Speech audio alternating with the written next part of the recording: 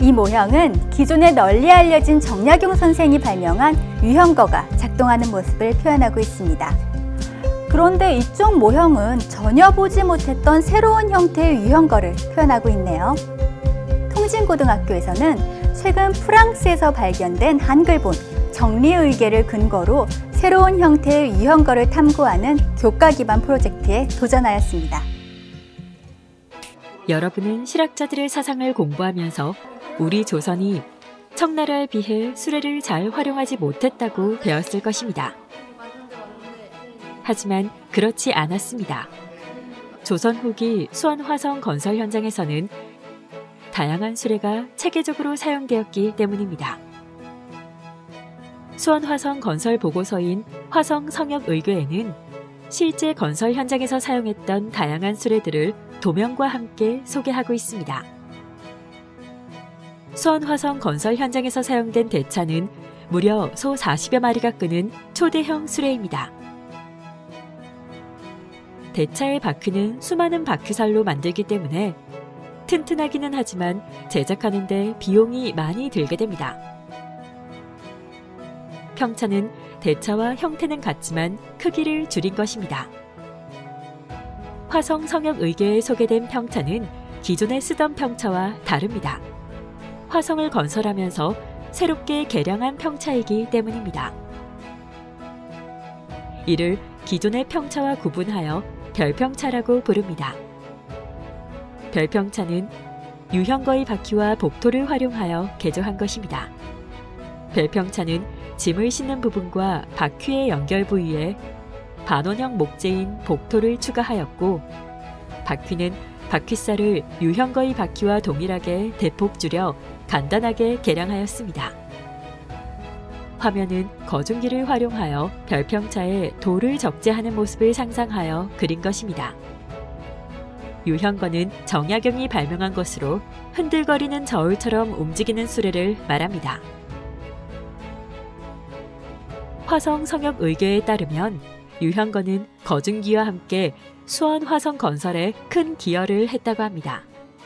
유형거는 높이가 낮고 폭이 넓은 당시 수레들과는 달리 수레의 높이를 의도적으로 높였으며 폭을 좁혀 수레 자체가 흔들리도록 설계되었습니다.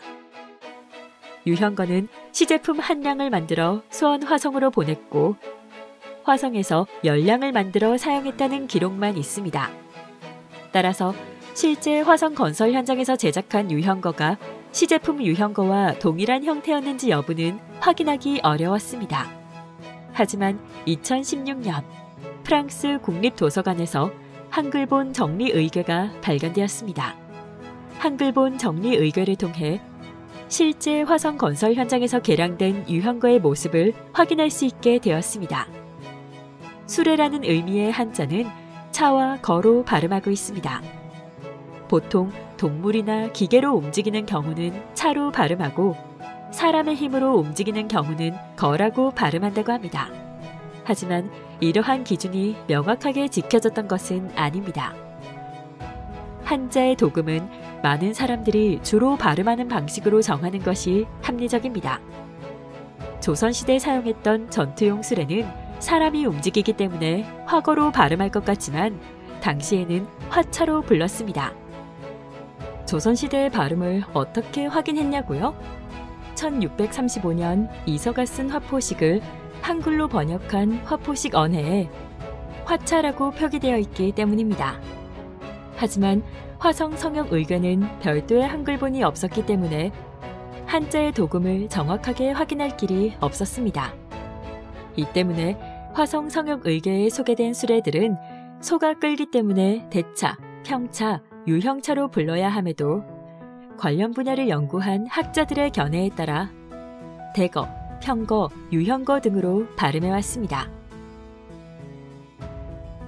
한글본 정리의궤에서는 화성성역의궤의 수레 그림을 다시 소개하면서 제목을 한글로 표기하였는데 평거, 발거, 동거가 아니라 평차, 발차, 동차로 표기하였습니다. 유형거는 유형차가 아니라 당시에도 유형거로 발음했음을 확인할 수 있었습니다. 기존 유형거는 복토라고 부르는 반원형 나무판이 하중을 지탱하면서 바퀴축에 전달하는 구조를 취하고 있습니다.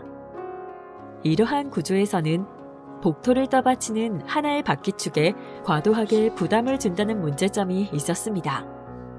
하지만 개량 유형거는 바퀴축을 두 개로 분산하여 바퀴축에 과도하게 걸리는 하중을 분산하였습니다. 바퀴축이 두 개로 나뉘면서 복토의 개수가 2개에서 4개로 증가하였습니다. 이처럼 바퀴축이 분리되면 수레는 충격에 유연하게 대처할 수 있습니다. 주행 중에 선회하거나 노면이 울퉁불퉁할 때 좌우 바퀴에 생기는 회전차로 인한 비틀림 토크를 줄일 수 있기 때문입니다. 기존 유형거는 수레 위에 돌이 한 치 정도 물러섰다가 그보다 훨씬 더 많은 한 자 정도 앞으로 나가게 하는 펌핑 동작을 통해 보조 동력을 만들어냈습니다. 그렇다면 개량형 유형거가 보조 동력을 만들어내는 펌핑 능력은 어느 정도였을까요? 통진고등학교 학생들은 기존 유형거와 개량형 유형거의 모형을 제작하여 실험을 통해 펌핑 능력을 비교하였습니다. 학생들은 돌의 질량, 수레의 질량, 기울이는 각도, 돌이 미끄러지는 거리 등을 변수로 수식을 세우면서 기존 유형거와 개량 유형거의 펌핑 과정을 분석하였습니다. 분석 결과 개량 유형거는 기존 유형거에 비해 수레의 규모가 커졌기 때문에 펌핑 구간의 속도가 더 증가하게 되어 더 큰 힘을 보조동력으로 만들어낼 수 있었습니다. 지금까지 살펴본 실험 결과가 시사하는 바는 무엇일까요? 네, 그렇습니다. 조선은 수레를 체계적으로 이용하지 못했던 낙후된 국가가 아니었습니다. 비록 운송용 수레는 미흡했으나 건설용 수레는 체계적으로 관리되면서 발전하였습니다. 개량 유형거를 최초로 탐구한 통진고등학교 교과 기반 프로젝트 팀이었습니다. 여러분 어떠셨나요? 고등학생들이 최근 발견된 사설을 직접 탐구하여 새로운 지식을 얻을 수 있다는 사실이 놀랍지 않으셨나요? 네, 우리 김포 통진고등학교는 교과 시간에 배운 지식을 활용하여 실생활에 적용할 수 있는 다양한 프로젝트를 실천하고 있습니다. 단위 학교의 교과 기반 프로젝트 생태계를 구축하는 것은 쉬운 일은 아닙니다.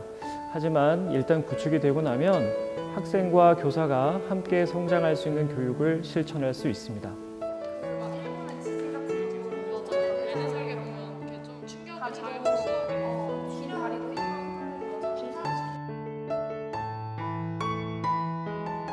교과서만 암기하다가 이렇게 새로운 지식을 얻게 되니까 정말 재밌었습니다.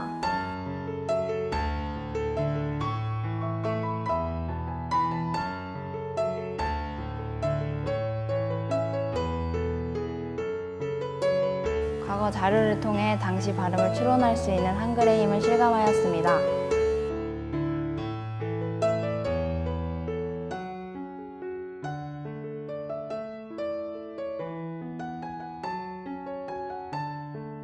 실험 데이터를 통해서 가설을 확인하는 그런 기쁨을 느낄 수 있었습니다.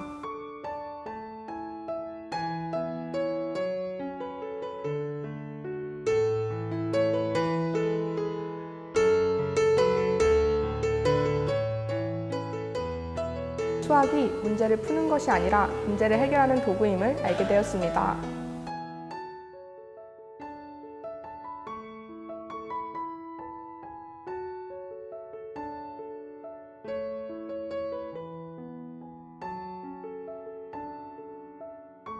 유형거의 펌핑 운동을 분석하면서 물리학에 좀 더 관심을 가지게 되었습니다.